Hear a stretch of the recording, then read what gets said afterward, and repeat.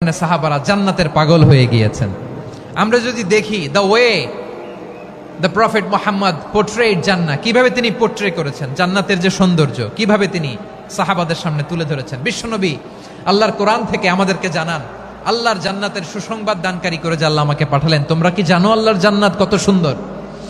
কোরআন থেকে বিশ্বনবী আমাদেরকে জানান, ফালা তা'লামু নাফসুম মা উখফিয়া লাহুম মিন কুররাতি আ'য়ুন জাযাআম বিমা কানু ইয়া'মালুন।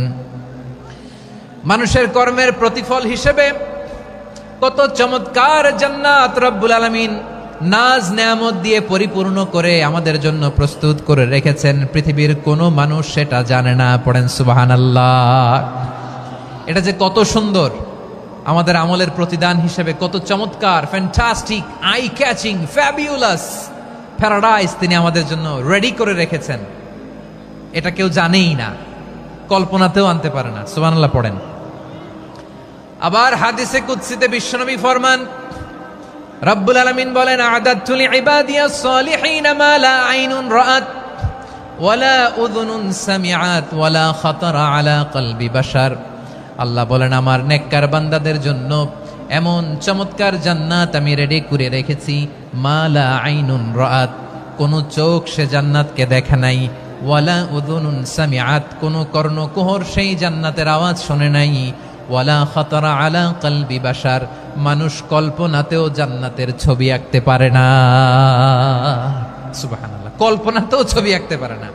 পৃথিবীর যত বিখ্যাত বিখ্যাত ডিজাইনাররা আছে, সবাইকে একসাথে বসিয়ে যদি আমরা বলি জান্নাতে যে চেয়ারের মধ্যে আমরা বসবো, এই চেয়ারের একটা ডিজাইন করেন তো, কোটি কোটি ডিজাইনকে একসাথে করা হলেও জান্নাতের একটা চেয়ারের ডিজাইন হবে?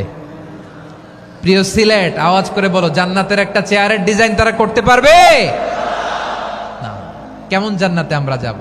বিশ্বনবী কিভাবে জান্নাতকে আমাদের সামনে চিত্রায়িত করেছেন, পোর্ট্রে করেছেন। তিনি বলেছেন, জান্নাতীরা যখন জান্নাতে ঢুকবে, ফেরেশতারা জান্নাতীদেরকে বলবে, ওয়া ইন্না লাকুম আন তাসিহু ফালা তাসকামু আবাদা। ও জান্নাতীরা, তোমরা আজীবন সুস্থ থাকবা, কোনোদিন অসুস্থ হবা না। সুবহানাল্লাহ বলেন। আচ্ছা, আজকের এই মাহফিলে যারা এসেছেন কোনোদিন অসুস্থ হন না, এরকম কে কে আছেন?